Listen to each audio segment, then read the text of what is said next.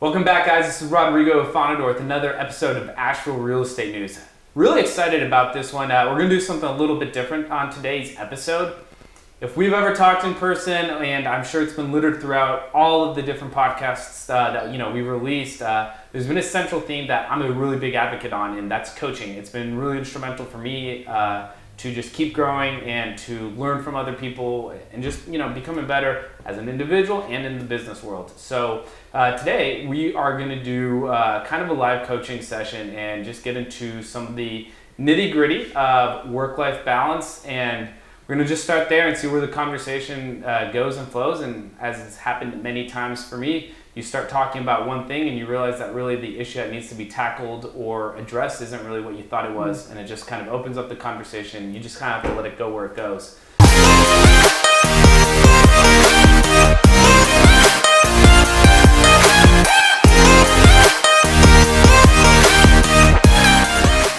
So today I'm joined by Katie Rice, and we're just going to go through whatever she thinks is appropriate, and we'll take it from there. But Katie, thanks so much for joining me. It's my pleasure. Thanks for having me. Really excited. At the same time, really nervous. Just about these conversations. Sometimes questions definitely had questions by coaches, and they're like, what about this? And it's like, oh, I've actually never asked myself that, or haven't even been aware of that. And so we'll see how it goes, but that's kind of the point of coaching, though, right? That's why we seek it. It's we're looking for the push, and it might be uncomfortable, but that's what we're going for. I mean, there's a popular saying, you don't know what you don't know, and so that's right. Kind of take you through the uncharted waters. But for those of you who don't know you, I didn't know you were on here, episode 17, so it's been a while. But what's the 30-second recap? Who are you? What do you do? And, how did you end up here? Yeah, thanks. I am Katie Rice, and I've been in Asheville for almost 19 years now. And I am a coach in many different facets. I'm a CrossFit coach, as Rodrigo knows, because he's down at the CrossFit gym, so we get to share that. That's super fun. Absolutely. I've been doing that for about 7 years now. And a couple of years ago, I started wanting to coach on a broader spectrum, and I kind of got thrown into this position. Somebody had asked me to coach them in real estate investing. So I started a business coaching women in real estate, and that was awesome, and it was fun, and I loved it. And then I felt a deeper pull to sort of coach more personal development. Yeah. And so the work that I do is a little broader spectrum, not just business, not just fitness. It's a combination of all of these things. I call it like improving your fitness level physically, mentally, emotionally, spiritually. It's creating this foundation so that everything else can flourish. Okay, yeah. No, that makes a lot of sense. Okay. It seems that anytime something's going well, then something kind of has a tendency to drop off. That's right. Because having that full focus across all things is definitely a little bit more challenging to maintain. Yeah, this word balance is interesting, because is there really a balance? Or should there even be a balance, right? Or should there even be a balance? That's right. That's something that I always struggle with myself. I was like, well, maybe it's a good thing that I not balance, and that these 2 or 3 areas of my life have a lot more focus and attention or whatnot. That's it. But that's kind of what we said we were going to talk about today a little bit, and just kind of see where it goes.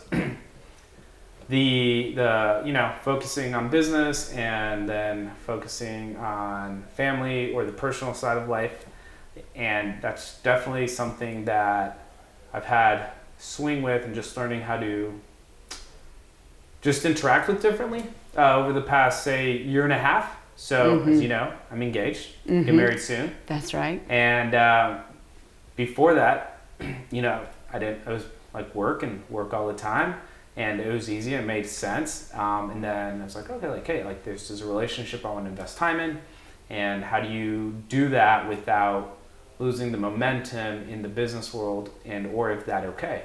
And how do you, what are the questions to ask, and, what have you seen? And that's kind of the dilemma that I've been wrestling with a lot over the last year. Yeah, I think it is this common theme. And it's a slightly different for men and women, I've been learning, but the pressure is still the same. how do I be true to myself? How do I build and grow a business or, a career? And then how do I manage my relationships and time with my family? And those are the facets. Right. Typically men often feel a tremendous pressure to be providers. It's in their gut, and this is what they're going to do. And it's a very real pressure. It's wonderful, but it's a stress. So men are driven differently. Typically, I've been learning this is great. So women, and this has been shifting, this paradigm shift, right, with women working. So I typically work mostly with women, and now these women they feel the pressure to be still the CEO of the house and the children and the family, run the relationship, still be the nurturers, and also have a career. So how do we balance this? How do we juggle all these balls, Yeah, and that's I'm sure that's a question that's always been asked, will probably always continue to be asked because it's super important. So where I start with all of it? I start with the main thing is the relationship with yourself. And it comes down to self-care. The busier you get, the more you put on your plate, work, relationships, growing a family, growing a business, whatnot, the better care you have to take care of yourself. Does that make sense? So, and that's a constant shift. Because what we start to do is, now I've got more on my plate, I have less time for myself. And this is the trap that I would say what we want to avoid or get out of as fast as possible. I think I know you read it because you did some really insightful Facebook posts about it, the High Performing Habits by Brendon Burchard. Yeah. And I read that book. I was like, all right, that's one of the reasons I joined CrossFit, actually. Oh, really? Yeah. I was like, oh, okay, gonna get the exercise in, find a way to do it, and whatnot. But it's also the thing that I always justify in letting go first, because generally, overall kind of healthy. So it's not like I don't feel like I have to stay in front of anything. Like I'm just, I'm okay. I'm there. I'm definitely not. Yeah, right. Give it a few more years. Yeah. Right. Just kidding. Hopefully not. But I mean, right now, that isn't, especially, I'm in my late 20s, but especially if you're in your early 20s, or if you've always been generally fit, that's an easy thing to justify a week or a day or a month at a time. For sure. And we could say that about so many things that we're naturally adapted to. So you're naturally thin, you look healthy, you feel pretty good. Why exercise? Same thing with diet. Let's say, I don't need to really watch my diet because I can kind of eat anything. I have a good metabolism. It's not a big deal. Well, as you're saying, it actually all is, because it's not just how we look or feel today, but how is this going to sustain us over the long haul? And the other benefits about it, right? Like the proper nutrition, but with the exercise, it's not just about being ripped and the way we look. It's about relieving stress. It's also about taking a moment. So a little bit of time for yourself. Or in CrossFit, for example, I know what that works for a lot of people because it's community based. So a lot of people get this great release coming there and seeing their friends and getting to talk and get a workout. So now you've nurtured two parts of yourself. You know what I mean? Yeah. How do you approach learning how to be fully present in whatever moment that you're in? So that's something I really struggle with overall. I'm working, I'm like, man, maybe I should go be spending time with the family, or I should be working, or I should go work out, or whatnot. Constant pull and tug. I think if you continue to develop your self-care program and feed yourself first, you will be more in flow and more present with your work and your relationships. So one of the things that I like to develop with my people is something called a morning formula. Okay. Have you ever heard of this concept? I read Miracle Morning. Okay. So I don't know. I'm not familiar with that one. I think it's probably the same thing as basically you script out the first X amount of time of every day to be the same. Yeah. Yeah, and what does that time frame look like? Building that is really important. It's going to be a little different for everybody. Okay. For example, I know people that give themselves time to, no matter what, every day there's a meditation practice. One of the things that I do, for example, this is, I mean, it's somewhat embarrassing, but my coach told me to do this and it really helped me. I have made a list of all my successes, and it's ever since I was small, like the first memory that I could remember, like winning on the ballet floor, like whatever, just the victory or whatnot. The victory, things that I see as achievements. Right. And I go through that list every morning.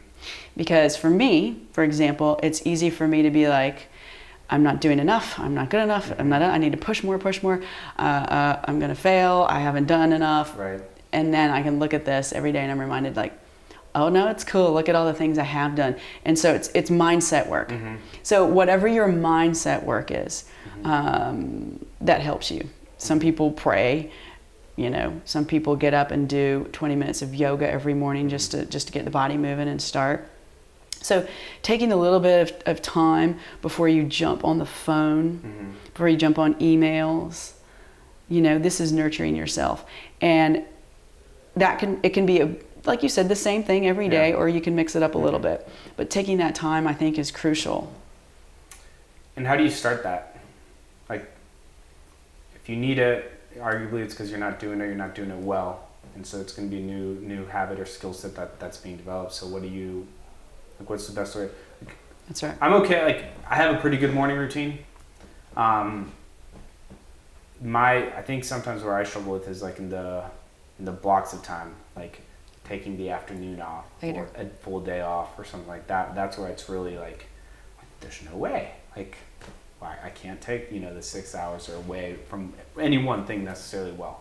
Why? Why is there no way? Explain that to me.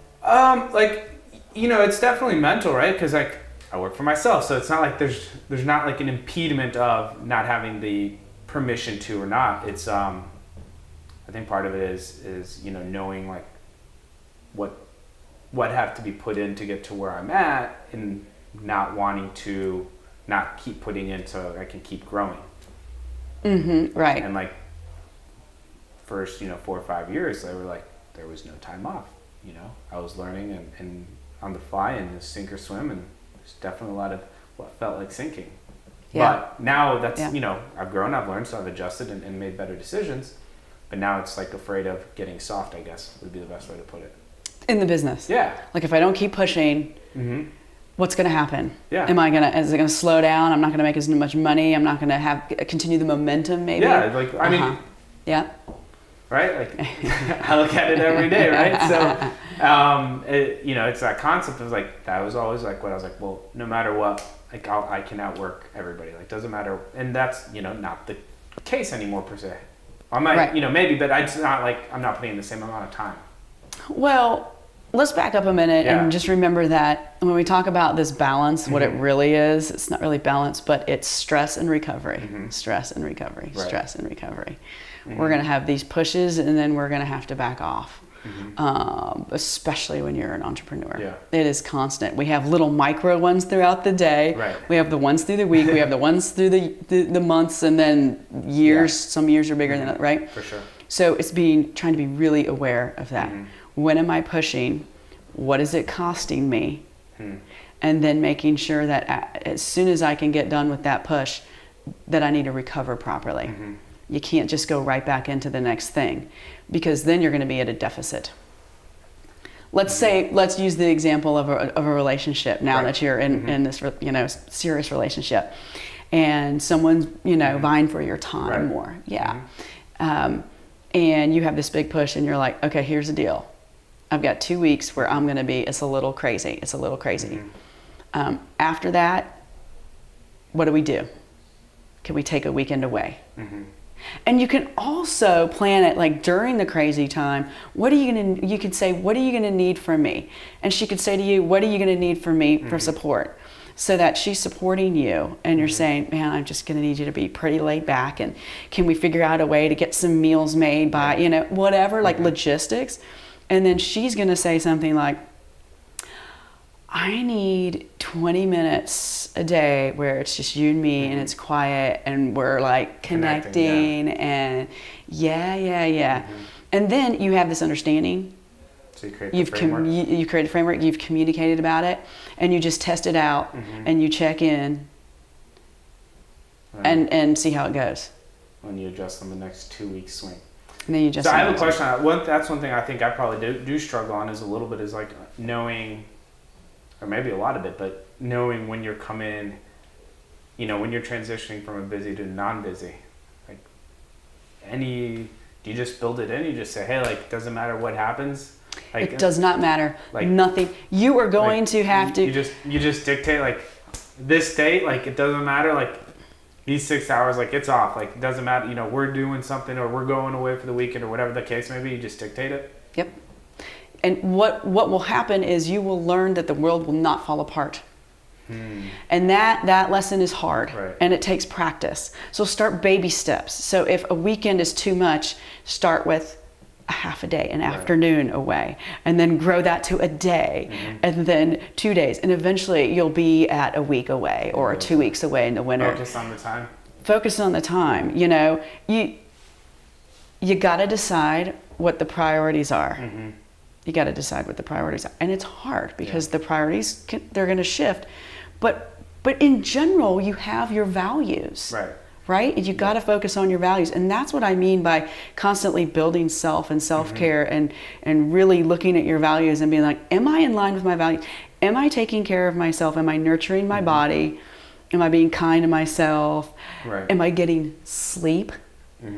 Let me tell you about the sleep deprivation that's going on in the world right now. And I can speak to it this week because I've not gotten enough sleep. Story of my life, I feel like. So, yeah.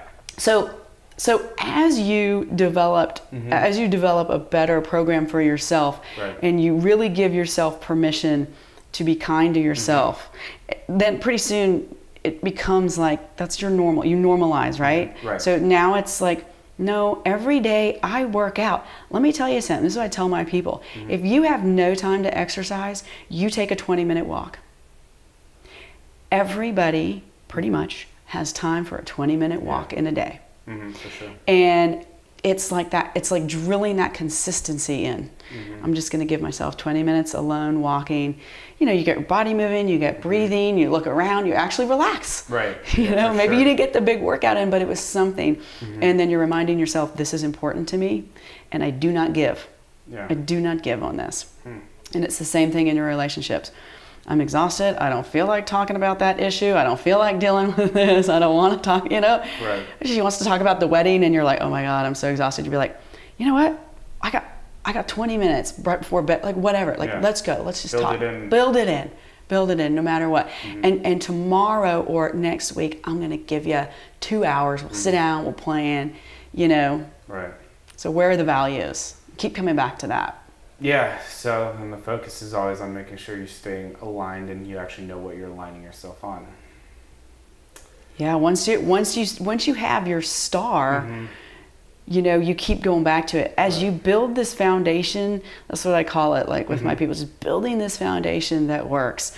Then when you wobble off of it, when things get stressful or this or that, you can just come back to it. It's your toolkit. Pull you back. That's right. I can come back to it. Well, that makes sense.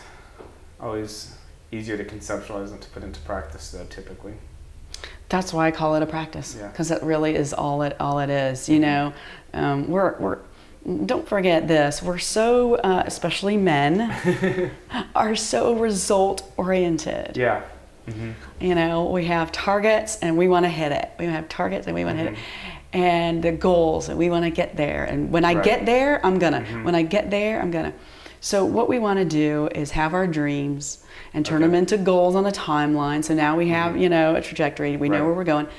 But then we need to unwind just a little bit and really fall in love with the process.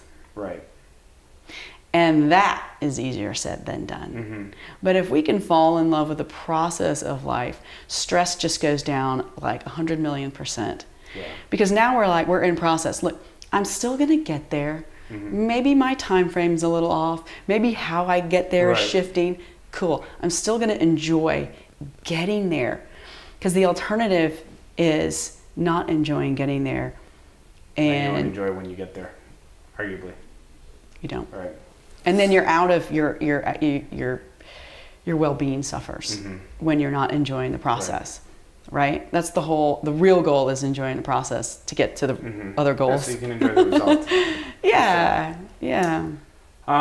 No, yeah, it's like you said, it's a practice, and a lot of these things are things that I've struggled with and like thought about and wrestled with internally for a while. Like every time you feel like I feel like I make a little bit of a step forward in something else falls off, and there's always like a new thing that creates wrestle, or when you feel like you're in a good momentum with and rhythm in life, and it's like something happens to disrupt it a little bit. It's like, okay, got to learn how to balance everything else. So, or not even balance, but like how to place everything else in your life. Well, and like reprioritize different things. That's a great point. I always used to think when I was younger, when do I get to the place where I'm not stressed? When do I get to the place where it's easy? Right. And then, or when do things not go wrong? Well, the real news is that's not life. Right. It doesn't exist. Life is constantly throwing things at us. Right. How we manage it, how we deal with it is the crux. Gotcha. So the better we get, that's what I mean about like building this sort of killer foundation that we can, make really strong. When things are thrown at us, now we're like in the Matrix, right? We're that guy. Now we're like, whoa, we're moving back. You can handle it. It's not as big of a deal. You've got it. You've got a process on how to deal with it. We've got a better process. That's right. We've got a better process on how to deal with it. Like, all right, everything's collapsing. Right. Is it really? Do I get to freak out? No, I don't. I'm not going to react. I'm really going to put it into perspective. If we train that, that's quality of life. That's the quality of life. For sure. Well, talking about the process and always like learning how to fall in love with it, I guess, as you mentioned, it's a good thing to always be doing. I feel like I've always tried to do it, sometimes better than others. For sure. Conversations like this are always helpful to just refocus, hear different little things that stand out to you, and just remind like the journey's for everybody, right? That's exactly it. Quick question actually, before we wrap it up officially. So on all of this, have you found there to be one thing or two things that that have helped you center yourself around enjoying the process and just like really, when there's a lot going on and there's a lot of noise and you're like, hey, I know if I do this one thing, or if I focus on this one, it just reminds me about go to the process, enjoy the journey. Well, one thing is when I'm having a hard day, or like when something major comes up and you think this deal's gonna wipe me out, and something major, I always go to like, let me just paint the worst case scenario. Right. And sometimes I go through the process and I'm like, okay, if I go bankrupt, let's just paint this picture. Everything will fall apart, and I'll lose all this, and maybe I'll lose my pride and everything. But actually, I've got family. I'm not going to be homeless. I'm not going to be on the streets. And then I start like building it back up, and I take some of the fear and the worry out of what I'm imagining is the worst case scenario. And then I realize it's not going to be that bad. And if it is, I will be able to withstand it. Yeah. Come back. I will be able to come back. I've seen my friends do it. I've seen other people do it. I've heard stories. Yeah. Guess what? I am awesome. I will be able to come back. Now I'm in a relaxed state. Right. And now guess what? It's a lot easier to problem solve. Now I can problem solve. Right. Now I can problem solve. So that's one little tool that I use when I'm kind of on the verge of freaking out over something. Yeah. And then just the other thing I would say is I remind myself all the time that I just want to be happy. My number one job in life is to live in a joyful state. Right. So how do I just keep going towards that? That's my number one job. Oh, awesome. Well, Katie, thanks so much for taking the time to speak some nuggets of wisdom. Yeah, thanks for having me. So fun. It was, super insightful, so thank you. Yeah, you know it. Thanks. All right, guys, there you have it. Insight. If you haven't done any coaching, highly recommend it. Now you know who to go to get started if you don't know where else to go or whatnot. Take a moment. Let us know what you think about this. It was a little different from what we typically do, so looking forward to hear your thoughts on it. All right, y'all. Take care and have a good one, and hope to see you guys out there on social media. Take care.